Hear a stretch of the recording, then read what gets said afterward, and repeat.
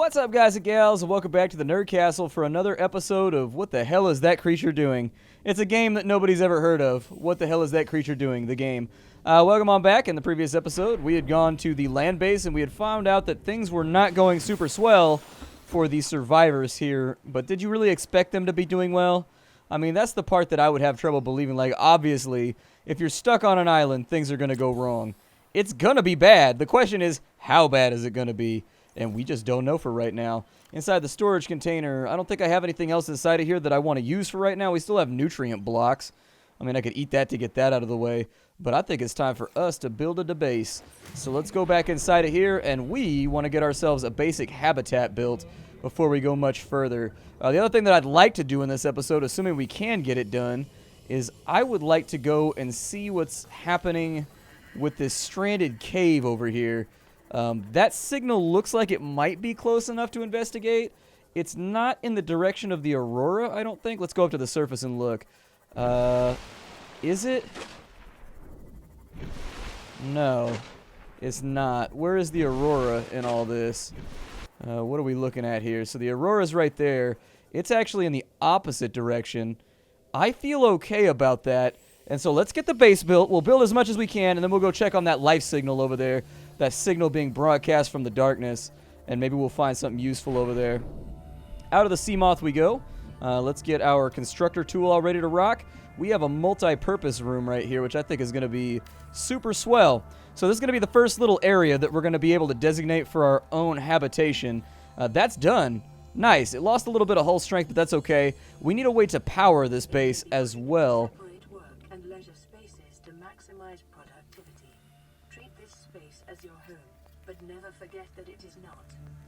As long as I have a little bit of extra something over here. I need some more copper to get that done. How much power do I have rigged inside of here right now? This should give us oxygen now. Yep. And so the power is going to fill on up. The power shouldn't get drained unless we have other things going on. But this is our first little space that we get to live in. Good stuff. Very nice stuff. For the interior modules, things that we can do, my suggestion would be that we set up some wall lockers first and foremost. Without wall lockers, this is going to be a damned mess. And so I would put some wall lockers like right here alongside the bulkhead maybe. So there we go. Wall locker number 1, because I have way too much loot inside my inventory right now. And I'm going to have to take some time, and I'm going to have to move some things over here anyways. There's wall locker number 2, so we got wall lockers on both sides. I don't want to deconstruct it. I can edit the locker name. We can also open up the locker right there. I'm going to throw cave sulfur inside of there. Basically, all the stuff that I'm not using is going to go inside of there for right now. We're almost out of titanium. There's a whole bunch of resources laying on the floor next to our base. As far as other things that I can do right now, let's go outside and have a little look. I can probably attach a few more things to this. I would suggest a glass compartment would be kind of cool. I'd be okay with that. Let's do a glass compartment. I can rotate like so. Okay. That looks alright to me. I'll probably do a multi-purpose right there maybe. Is there a way to shorten that maybe and make it smaller? I don't know. We got our first little main base area. Yeah, put in a glass tube. I love glass compartments, so that'll be pretty sweet. We'll have to put in some more foundations, obviously, to get in between the various areas inside of our base. But it was fun while it lasted. Other things that we can throw in. I don't have the stuff for a multi-purpose room, unfortunately. I can suspend one right there. But can I attach a multi-purpose room to another multi-purpose room? I can? Ooh, that'd be kind of cool. Okay. Seeing as we're a little bit low on inventory space right now, though, let's go ahead and we'll stock up everything else. And I like to label things. Me, personally, I like to have a very organized base. My life is not very organized, and so if I can organize things... There we go. We'll call this biological samples. So we've got lubricants in there, which was naturally derived, and we got metals going into this side. I will take that, and we will say silver can go inside of there. A little bit of titanium can go inside of there. Quartz is not going to count. I'll probably make a separate locker for that. Maybe I'll do it right now. Yeah, sure. We got enough for 2 more lockers. I'm going to say go for it. If I'm recognizing my orientation right, this wall should be free. We're not going to be building in that direction.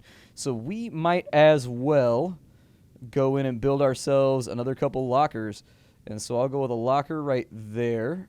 I need to get that lined up with the side and lined up with height. It's kind of hard to see in 3 dimensions, but hopefully it's good enough. Looks good to me. If it's not lined up, it's close enough. Looks lined up to me. We'll call this one salt. We'll call this one over here food. And we'll just kind of move things around. So we'll say quartz and... Well, I'll put that in there for right now. Don't really have an option. On that side, I'm going to keep all the batteries and whatnot with me. Once we get the ability to charge up our own batteries and whatnot, I'll feel a lot better about things. But it says they're stranded near a cave system over here. Let's go see if we can help out with that. I don't know what's in that direction, but frankly, we don't have a whole lot to lose right now. I've managed to store up all of my loot. I'm going to hit the headlights, and let's see what happens. This might get bad, but it might be okay. Looks like it's just a red grass biome. So I am going to forestall my sphincter puckering, because I don't think we're going to have any tangible threats out here. There might be a few things that are kind of asshole-ish, but I think we'll be okay. So what's up with this beacon? Take a look around first. It's always a good idea to be at least... Oh, wow. There's a big old structure over there. Okay. It's always a good idea to be at least a little bit observant before you pop up out of your protective shell. You don't know what's going to try and hit you. We got a CMOS... Why is the music being all creepy? That always worries me. I don't need the constructor. I need the scanner. That'll give us some free titanium right there. And I love free titanium when I'm trying to build a base. With the flashlight going in, we got a constructor over here, obviously. Is there like a data pad or anything inside of here? No. I don't see one. Well, might be a wash. Yeah, sort of looks like it to me. We got some sandstone over here. Might as well bust that up and grab what resources we can while we're in the neighborhood. We also got some little fishies over here. I'll grab them. Eat ourselves some fish on the way home. That sounds good. We're not quite at the point yet where we're growing all of our... Seamoth, where are you at? There you are. We're not quite at the point. So stranded near a cave and under attack. Is there anything laying around outside that I can pick up? Nah, I don't see it. I don't know what they're under attack by either. Sort of raises a decent question, though. Like, what the hell is out here that might be trying to kill me? That's definitely the part that worries me. They specifically said they were under attack. Looking around, I don't see shit. It seems reasonably safe. But what were they under attack by?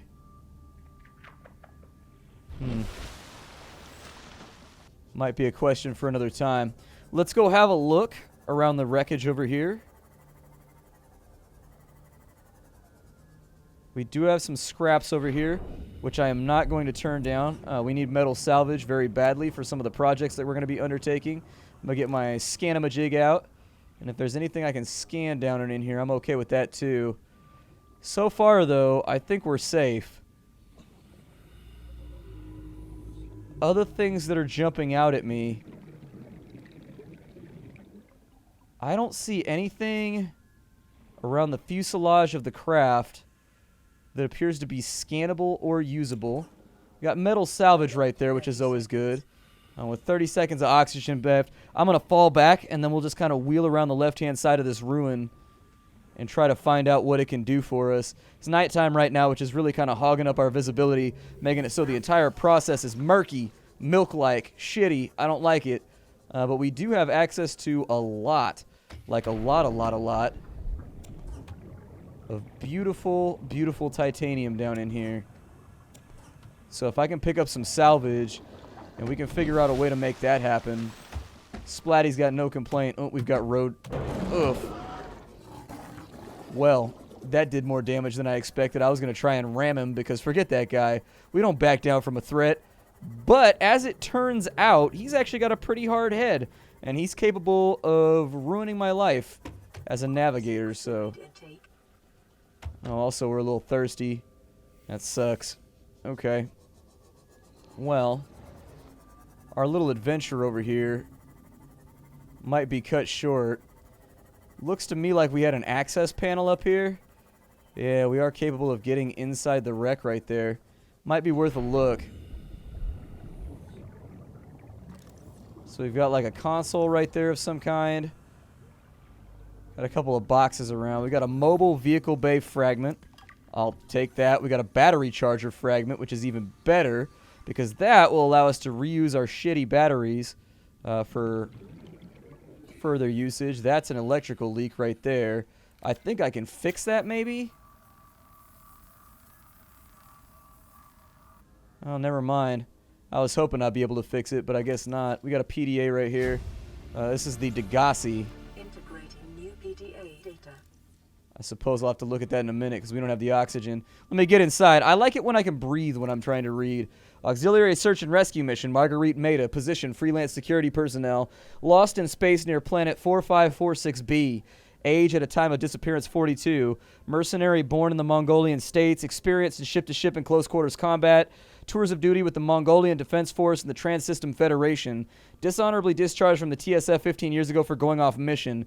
Emissary Kassar reports Maida was hired to accompany Paul Torgal on board the Degassi into uncharted space and defend the ship in the case of assault by pirates or rival corporations. Okay.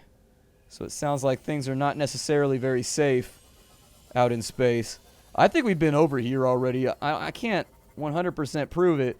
We've got a little bit of background on that lady that was actually sounding like she was going to commandeer command from the other commander.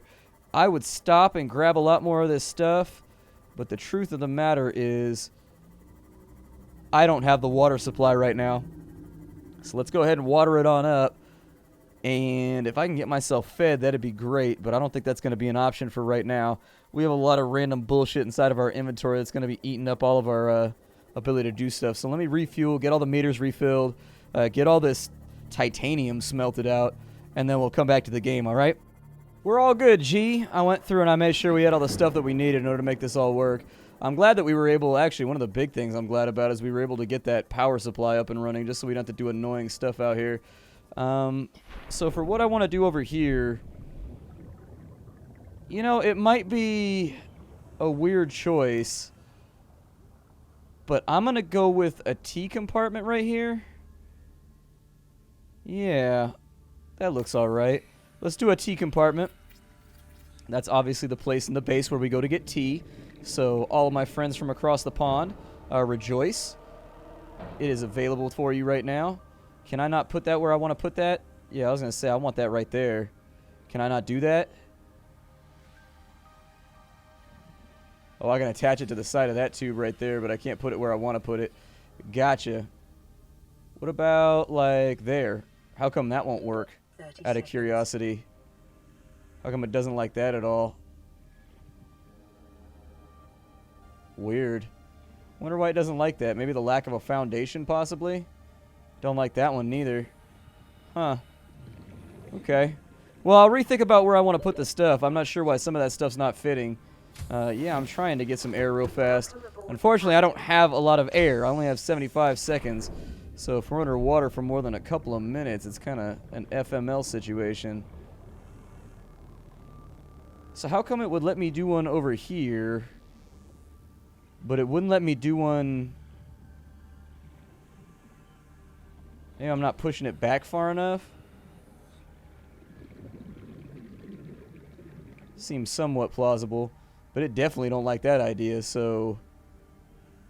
Okay then. Let's deconstruct that real fast. That's going to give us some base integrity. That's cool. I didn't want to do that idea anyways. That idea was stupid. That idea was stupid and I didn't want it. There we go. We'll just connect this over to here. 30 seconds. And I'll probably pop on into the sea moth in order to make this all work. We can build these vertically. That's another thing you need to be aware of, is that we can actually add floors to each of these as well. I do need to take off some of these beacons too, so let's get rid of those two so they aren't clogging up my screen anymore. And I think we're going to need more foundations before we can do much else. We're a little bit crowded over here. Luckily, that's more than enough space to work with. So let's go inside. Let's see what we can put together, and probably in between episodes I'll move all our equipment over so we've got it in this zone here. I would actually recommend having a couple of different bases. It can be nice to have a location you can fall back to regardless of where you're at with like medkit fabricators and stuff like that, just in case. Sometimes bad things happen. We can make a scanner room, so that's kind of cool. I don't know what a scanner room does for me, but I kind of want to do it. So we got a vertical connector right here. This used to go like these little hatches right here. You used to put it on the little hatches, if I remember right, but maybe you can't do it till you have a second floor. What other little support things do I have? So I have an interior, I have an exterior grow bed and an interior grow bed, yes.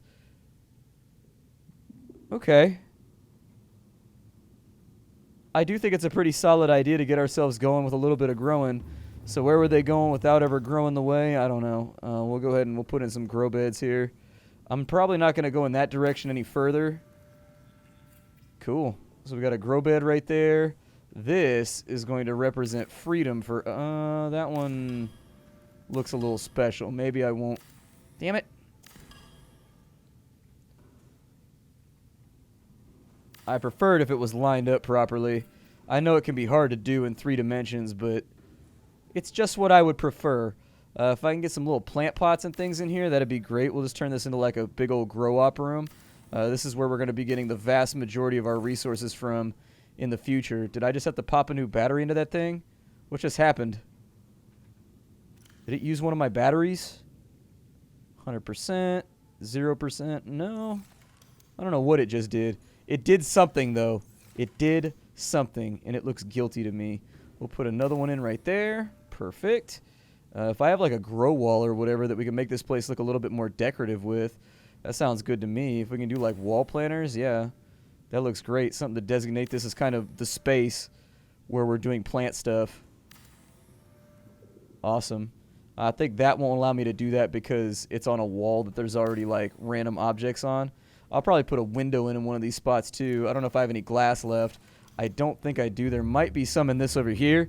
Let's go have a look and see what's going on. So we got biological over here. No glass, metals. We got a little bit of glass right there. I wonder if one glass is enough for a window. Let's go look. Is one glass enough for a window, pray tell? It is. Yay. Okay. So let's put in a window right there so that we can see outside. I think it's a good idea to have a little bit of like light and a little bit of, you know, stuff happening so that we can go through. It helps with the claustrophobia to be able to look out of windows. Human beings don't naturally like to be inside of spaces where you can't see anything. We don't enjoy that very much. It rubs us the wrong way. It makes us feel a little crazy.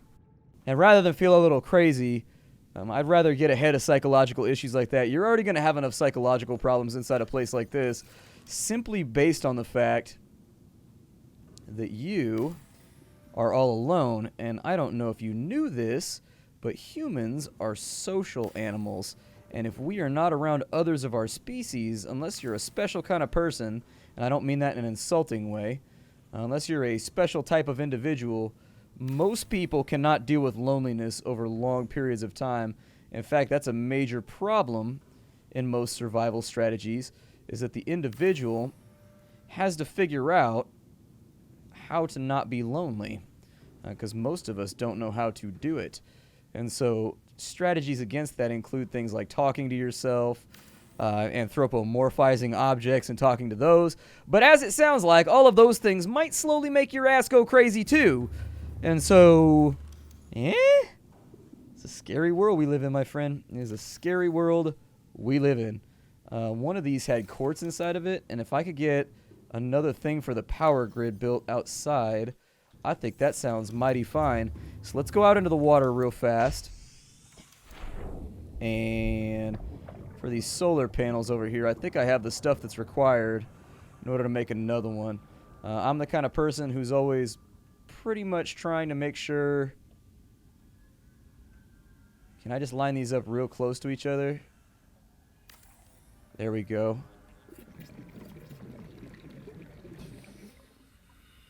Might be slightly off center, but it looks okay. Is that going to help out with our max as well? Yeah, it did. It actually gave us 150, so that's great too. We are sitting on a solid situation here. No complaints from Splattercat's Peanut Gallery. The next question is, what do we do with ourselves now that we're done? Well, the big thing I would recommend is getting these planters up and running. If I can go out, I like how the room is asymmetrical, how there's like random pots in different areas. That's kind of how human beings like to do stuff. Some people are intensely interested in keeping things symmetrical inside their homes and whatnot. I don't really care about all that feng shui nonsense. I prefer it. I love this little walkway right here. I think it's great. I really do like it. I'll probably just continue putting in other stuff over here too. Maybe I'll put in another observatory right here with a thing that connects it over to there to another hab. And then we'll probably do like a second layer that goes all the way up too. I'll probably try to designate different floors for different functions, something like that. Do I have enough titanium? I don't. So do I have a fabricator yet? So we've got a radio. The fabricator is going to take a table coral sample. I think I can get my hands on one of those pretty quickly. I don't see any around here, but it shouldn't be that hard to find.